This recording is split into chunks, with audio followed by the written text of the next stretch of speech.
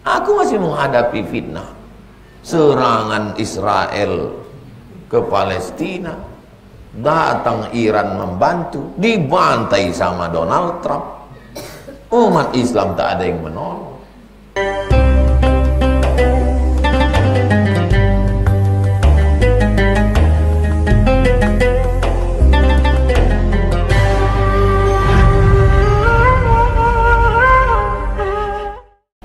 Pertanyaannya, bolehkah asar itu dijamak qasar dengan Jumat? Mazhab Maliki tak boleh. Mazhab Hambali tak boleh. Mazhab Hambali tak boleh. Kenapa? Karena sholat Jumat adalah ibadah independen berdiri sendiri. Yang ada itu jamak qasar zuhur dengan asar, maghrib dengan isya. Tak ada Jumat dengan asar. Jadi kalau ada orang bilang aku tak mau, berarti dia mazhabnya Hambali. Karena menurut dia sholat Jumat ini bukan zuhur. Sedangkan mazhab Syafi'i bisa di jamak qasar, jamak takdim asar itu ke Jumat. Kenapa? Karena sholat Jumat itu pengganti sholat zuhur. Zuhur berapa rakaat? 4. Jumat berapa rakaat? 2. Kemana pergi yang 2 rakaat lagi? Itulah dia kalimat wal khutbatani fiha, 2 khutbah. 2 khutbah itu, khutbah 1, khutbah 2 itu maqam raka'ataini minaz zuhri, sama dengan 2 rakaat zuhur. Jadi menurut mazhab Syafi'i, orang yang tidur waktu khutbah Jumat sama dengan 2 rakaat itu dia tidur.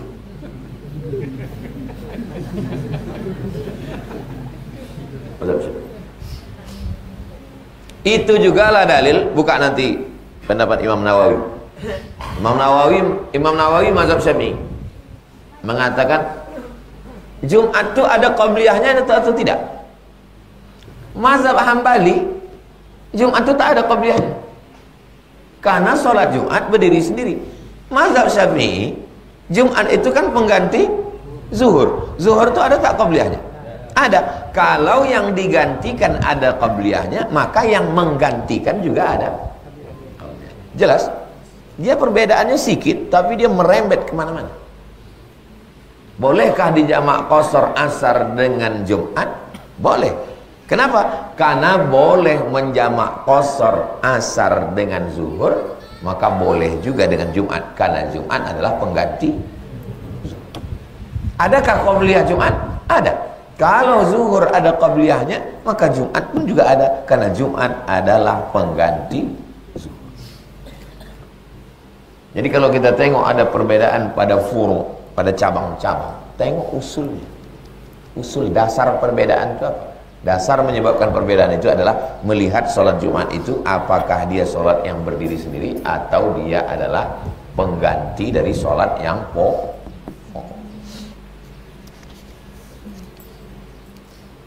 Apa hukumnya berimam sholat? Apa hukumnya berimam sholat kepada imam yang merokok? Batal sholat. Dia sedang merokok. Banyak jamaah ini mau ngetes saya. Mana bisa dia ngetes saya? Saya kan tukang ngetes orang. Kalau merokok itu dia berpegang pada hukum merokok itu makruh, merokok hukumnya makruh, berarti sama dengan berimam kepada ustadz yang suka makan jengkol sama petai. Karena hukum makan jengkol petai makruh. Bagi yang berpendapat bahwa hukum merokok makruh. Menurut kau rokok itu apa hukumnya? Aku ikut fatwa MUI, rokok itu makruh. Imam kau tadi suka merokok, ya sama macam makan petai, makan jengkol, makan kerupuk jengkol. Tapi kalau dia berpendapat bahwa rokok itu haram, Muhammadiyah fatwa Muhammadiyah rokok itu haram. NU makruh, karena kiai banyak merokok. Muhammadiyah mengatakan merokok itu haram. Berarti berimam kepada imam yang perokok itu sama dengan berimam kepada orang fasik. Orang yang melakukan perbuatan haram, itu berarti imamnya fasik. Fasik. Itulah kenapa Salafi tidak mau berimam kalau imamnya mencukur jenggot. Karena bagi mereka berjenggot itu wajib. Berjenggot itu wajib. Berarti mencukur jenggot hukumnya haram. Maka orang yang mencukur jenggot tiap hari berarti dia fasik. Menurut mazhab Hambali tak boleh berimam kepada yang fasik. Paham? Paham tak paham? Saya sedang mau mengajarkan tentang dasar mazhab orang. Kenapa ya? Aku tengok kalau Pak Imam itu yang maju gak mau orang tuh jadi makmum di belakang. Itulah dasarnya. Karena dia tidak mau berimam kepada imam fasik. Dalam mazhab Hambali tidak boleh hukumnya berimam kepada imam yang fasik. Tapi mazhab Syafi'i ada misalnya imam suka dugem. Semua karaoke diskotik tuh ya. Tapi suaranya bagus. Bismillahirrahmanirrahim. Terus antum di belakang dia. Kalau mazhab Hambali tak. Karena tidak boleh berimam kepada imam fasik. Tapi kalau mazhab Syafi'i, laka wa alaihi. Pahala solat berjamaah kau dapat, masalah fasik dia itu urusannya. Saya ulang sekali lagi. Kalau engkau berpendapat bahwa merokok itu makruh, maka berarti kau berimam kepada imam yang makan petai, makan jengkol. Boleh apa tak boleh? Boleh.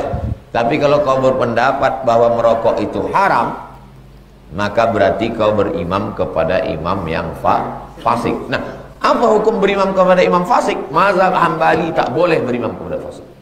Sedangkan mazhab Syafi'i yang diikut itu kan geraknya. Rukuk dia, rukuk kita. Sujud dia, sujud kita. Salam dia, salam kita. Kentut dia. Tidak kan? Tidak kan? Itu menunjukkan kuat mazhab Syafi'i. Mana yang kuat? Mazhab Hambali atau Syafi'i? Syafi'i. Karena bagi mazhab Syafi'i yang diikut itu kan geraknya yang sunnah, bukan diikut segala halnya. Yalah Ustaz mazhab Syafi'i, Ustaz kuatkan mazhab Syafi'i. Oh iya. Saya mazhab Syafi'i. Jelas jawab saya tak jelas? Apa balasan di dunia bagi orang yang menghardik, mengungkit pemberian pada anak yatim? La tubtilu sadaqatikum bil manni wal adha. Jangan kau batalkan perbuatan baikmu dengan manni, mengungkit-ungkit. La tubtilu sadaqatikum bil manni wal adha. Al-Baqarah 264. Jangan kau ungkit-ungkit bil manni wal adha, menyakiti hati. Kau anak yatim, kalau bukan aku menyekolahkan kau dulu, udah jual tisu kau di simpang. Sakit hati dia. Wal adha. Terus ayat setelah itu qaulun ma'rufun, cakap yang baik. Wa maghfiratun, pemberian maaf. Khairun, lebih baik. Min shadaqatin, daripada sedekah yatsba'uha adza. Diulang 2 kali. Daripada bersedekah tapi diiringi dengan perbuatan yang menyakiti hati. Ini santunan untuk anak yatim. Nanti kalau udah jadi orang kalian ingat-ingat saya ya. Yang sombong kalian, sumpahkan nanti kalian. Itu secara ayat Quran. Dalam hadis, salah satun, ada 3 golongan. La yanzurullahu ilaihim, tidak dipandang Allah. Maksud tidak dipandang itu tidak diridhai Allah. Wala yukallimuhum, tak diajak bicara, tidak dirahmati Allah. Wala yuzakkihim, mereka tidak disucikan Allah, tak diampuni dosanya. Walahum azabun alim, mereka diazab dengan azab yang menyakitkan. Siapa mereka itu? Al-Mannan, orang yang mengungkit-ungkit pemberian. Ada model manusia macam ini? Ngungkit. Bakso semangkok pun ngungkit. Kau dulu waktu susah aku ngasih bakso sama cireng, aci digoreng. Kalau bukan aku yang ngasih, tak mencicip kau. Sekarang sombong kali. Oh, nggak boleh. Makanya antum kalau ada niat ngasih, kasih. Kita kalau ngasih orang, habis itu kita ungkit lagi, 2 rugi kita. Duit kita habis, pahala tak ada. Bagus tak usah kasih. Jadi kalau ditanya orang, kok pelit kali? Aku suka mengungkit-ungkit, maka aku tak mau rugi 2 kali. Jadi kalau duitku habis, pahala aku hilang, bagus aku tak ngasih. Seorang bapak sambung, antum nikah sama janda, ayahnya meninggal atau cerai hidup, maka antum disebut orang sekarang, dulu bapak tiri, kasar kali, disebut dengan bapak sambung, karena antum menyambung kasih sayang ayah, itu disebut bapak sambung. Seorang bapak sambung berkata kasar terhadap anak sambungnya, anak yatim dan belum berkeluarga, dan selalu membandingkan dengan anak kandungnya yang sudah berkeluarga.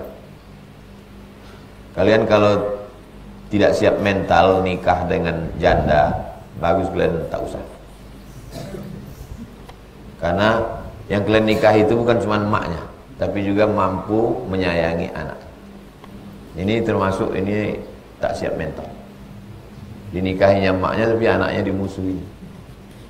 Padahal kau disebut sambung itu karena kau menyambung. Orang yang menikahi janda itu sama dengan berjihad fisabilillah. Maksudnya janda yang menjaga anak yatim. Yang dipotong video ini. Janda menjaga anak yatimnya tadi. Menjaga anak yatim. Nah, jadi hidup ini adalah take risk, mengambil resiko. Sanggup kita tidak mengambil resiko. Kalau nikah dengan anak gadis, begini resikonya. Nikah dengan janda, anak yatim, begini resikonya. Jangan maknya diambil, anaknya kan sedih gitu. Banding-bandingkan. Ah, tengok anakku tuh pintar, kan aku ayahnya, ayah kau. Ayah dia, udahlah dia aja, ayah dia lagi. Apa salah dia, apa dosa dia? Kalau kebetulan kakak kalian, kakak perempuan kalian, janda, dinikahi orang, terdengar kalian cakap kasar begini, kasar, itu kalian walinya, kalian mesti kasih tahu dia, kau bodat, bilang, bodat tadi monyet, kau dulu menikahi kakakku ini kan tahu kau kakakku ini janda, lakinya mati, anak yatim kan, iya, kenapa kasar kau sekarang? Orang kalau tidak dikasih tahu dia akan kasar terus. Jangan biarkan orang membuli. Jangan biarkan orang membuli. Anak kita kalau liburan, ini liburan anak balik dari pondok, tanya, ada kawan-kawan kau membuli, ada guru membuli, jangan biarkan. Termasuk anak ini dibuli nih sama bapaknya. Tiap hari dia serumah. Oh, tak tertahankan sedihnya nih. Udahlah ayah dia meninggal. Dia di rumah itu macam menumpang. Cakap kasar, tatap maka. Tak terbayangkan saya sedihnya itu. Pagi dia makan, mata tuh nengok, banyak sikit makan. Sedih, ya Allah. Tak terbayangkan cuma sedih. Kita yang ada di lingkungan situ, kalau masih ada hubungan keluarga, panggil ini si ayah setan. Diajar dia. Jangan dibiarkan, jangan diam. As-sakitu 'anil haq, setan akhras. Diam menengok orang teraniaya, berarti kita setan bisu. Saya tak suka masuk-masuk urusan orang. Tapi kalau orang mengadu ke saya selesaikan. Tak selesai dia dengan cara nasihat, laporkan ke polisi. Laporkan tindakan kekerasan, apalagi kalau sampai memukul, menganiaya. Tapi bukan cuma laki ini aja dikasih tahu, perempuan nih pun juga dikasih tahu. Jangan mati lagi kau asal datang jantan nikah. Tengok dulu. Tanya dia baik-baik, "Bang, aku punya anak yatim. Sanggup tak kau?" Sanggup, buat surat perjanjian. Saya bertanda tangan di bawah ini, saya siap menikah dan menjaga anakmu, menyayangimu, tidak menganiaya. Pegang surat itu. Manusia ini berubah. Kalau dia macam-macam, tunjukkan. Ah, tengok nih surat. Kan kau yang tanda tangan dulu kan? Ini asli nih, bukan fotokopi.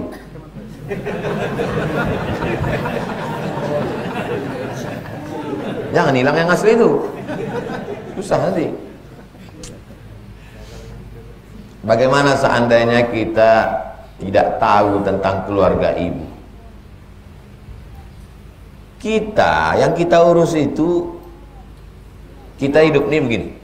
Biar saya kasih tahu cara berpikir ya. Main otak, set cara mengatur otaknya. Kita urus urusan kita, jangan diurus urusan orang. Ini kunci hidup. Ya, yang saya kasih ini kunci-kuncinya aja. Urus urusan kita, jangan urus urusan orang. Kalau mau tenang. Dah. Yang kedua, lakukan yang bisa kita buat, yang kita tahu. Yang tak tahu, tak usah cari-cari. Ini. Bagaimana kalau kita tak tahu keluarga ibu kita? Macam mana mencarinya orang kita tak tahu? Tak tahu kita. Misalnya mak kita ini sebatang kara dulu. Pas kita buka KTP-nya binti kardus. Rupanya dia pun dicampakkan dalam kardus di depan rumah imam pagi-pagi dibuat imam. Terus kita setengah mati pula mau mencarinya. Mana jumpa kita itu? Sedang orang tua aja dulu tak dapat. Jadi kita urus aja yang bisa kita urus. Apa yang bisa kita lakukan kalau emak kita itu tak tahu kita keluarganya? Kita undang anak yatim, pergi kita ke panti asuhan, kita sekolahkan, buatkan sumur bor, bebaskan tanah, bangunkan masjid, sedekah, zikir, doa. Ini sibuklah mencari. Saya sedang mencari keluarga ibu saya ini Pak Ustaz. Sedang ibumu pun tak tahu, siapa pun tak tahu. Dah bolak-balik saya browsing di internet. Macam mana mencarinya tak tahu. Nah, jadi kita ini cara berpikir ini mesti betul. Urus aja yang bisa kita urus, lakukan yang bisa kita lakukan. Yang tak bisa, tak usah. La yukallifullahu nafsan illa wus'aha. Terakhir, kami sekeluarga minta doa bersama jamaah. Doanya untuk keluarga kami yang meninggal dalam 1 bulan belakangan. Kami sekeluarga ditinggalkan, diberi ketabahan. Semoga emak dan nenek kami dilapangkan kuburnya, ditempatkan di surganya.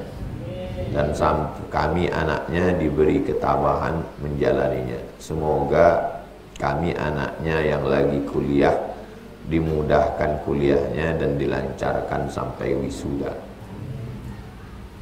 Almarhumah Hamyati, almarhumah Asmida.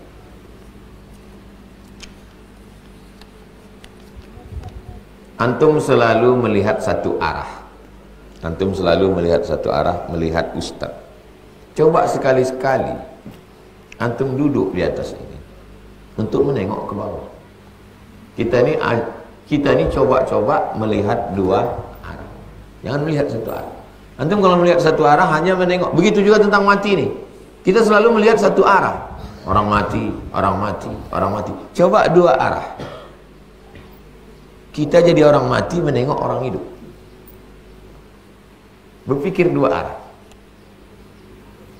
Antum hidup, yang kuliah masih memikirkan UKT, memikirkan judul skripsi, memikirkan sidang, memikirkan kerja, memikirkan nikah, memikirkan anak, memikirkan sekolah anak, memikirkan pajak makin naik, memikirkan minyak mahal, memikirkan kredit rumah. Orang mati istirahat. Jadi sebetulnya yang berat ini hidup apa mati? Hidup. Jadi antum jangan terlalu sedih mikirkan orang mati. Orang mati itu sudah selesai dia. Makanya dalam Risalah Al-Qushairiyah, jangan habiskan air mata untuk orang mati. Karena orang mati itu sudah mengalami 3. Pertama, sudah menengok malaikat maut. Yang kedua, sudah merasakan sakaratul maut. Yang ketiga, insya Allah sudah husnul khatimah. Jadi jangan habiskan air mata untuk orang mati, sisakan untuk kita sikit. Saya kalau menengok orang mati nangis, untuk dia yang mati itu tak terlalu saya tangisi. Aku yang kutangisi. Aku masih menghadapi fitnah, serangan Israel ke Palestina, datang Iran membantu, dibantai sama Donald Trump. Umat Islam tak ada yang menolong. Jadi jangan habiskan. Banyak orang ini mikir seolah-olah Orang mati itulah yang banyak masalahnya. Orang mati itu tak terlalu banyak masalahnya. Man rabbuka, man nabiyuka, ma kiblatuka, man ikhwanuka, ma kitabuka. Selesai. Kita doakan semua keluarga kita husnul khatimah. Ustaz, nanti kalau mati macam mana? Selalu orang, Ustaz, istirahat Ustaz. Nanti kalau tiba-tiba mati mendadak macam mana? Saya melihat dua sisi. Kalau aku hidup nih sekarang.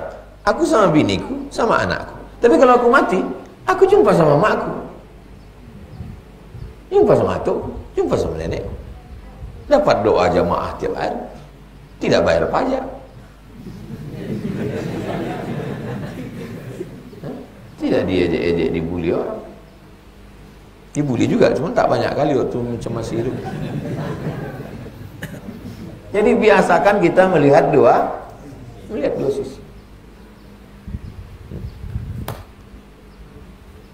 Macam mana kita bisa melihat dua sisi? Kita kan belum pernah mati Pak Ustaz. Baca buku tentang mati. Ensiklopedia buku terlengkap tentang mati dua. Yang pertama kitab At-Tazkirah, ditulis oleh Imam Al-Qurtubi. Sudah terjemah Indonesia, Al-Tazkirah. Yang kedua ditulis oleh Imam Ibnu Qayyim Al-Jauziyah. Judul kitabnya Ar-Ruh, sudah diterjemahkan bahasa Indonesia, Roh. Baca tentang cerita orang mati. Orang mati itu ternyata nikmat sekali.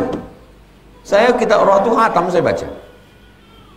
Orang mati masuk ke surga, dibawa malaikat dalam paruh burung warna hijau, terbang ke sana, terbang ke sini, terbang ke sana, terbang ke sini, menunggu hari kiamat.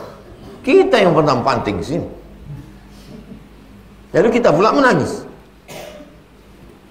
Kan sedih kali itu. Bukan saya mau mengejek orang menangis, saya pun masih menangis. Mak saya meninggal, ayah saya menangis. Tapi maksud saya jangan larut dalam kesedihan. Seakan-akan mereka lah yang menderita, kita yang bahagia. Enggak, mereka lebih bahagia di sana. Lebih tenang dia. Ada anak yang menangisi orang tuanya. Oh, mak, sedih kali aku. Kalau bolehlah maknya itu menjawab, justru setelah aku mati ini jauh dari kau, ini agak tenang aku sedikit, kata mak. Dulu waktu serumah sama kau, ada aja yang kau minta. Minta duit, minta ini, tak punya motor, minta pinjamkan motor tetangga, tak mau mak tua ditinju pula. Itu yang di Bekasi kemarin. Tak punya motor, miskin dia, susah. Bukannya disenangkannya maknya itu dengan membelikan motor, disuruhnya mak minjam motor tetangga. Minta duit 30.000, tak kacau. Nasib baik dia di penjara jauh. Seandainya di Polda itu, saya jumpa itu. Kasihkan sekali mukanya. Iya. Nggak tahu dia dunia ini. Orang yang kurang-kurang ajar itu mesti kita kasih ajar. Antum kalau ada orang kurang ajar sama antum, ajar dia. Dia tak diajar ayahnya, tak diajar maknya, tak siapa lagi kalau bukan kita. Kita lah yang ditugaskan untuk mengajar dia itu. Jangan serahkan sama Allah. Udah banyak kali tugas Allah SWT. Sekali-sekali mandiri. Sebenarnya kalau aku tunggu balasan darimu bisa ya Allah, tapi lebih baik ku laksanakan ini. Ala hazihi niyah, untuk niat yang baik-baik. Al-Fatihah. A'udzu billahi minasyaitonir rajim. Bismillahirrahmanirrahim. Alhamdulillahirabbil alamin.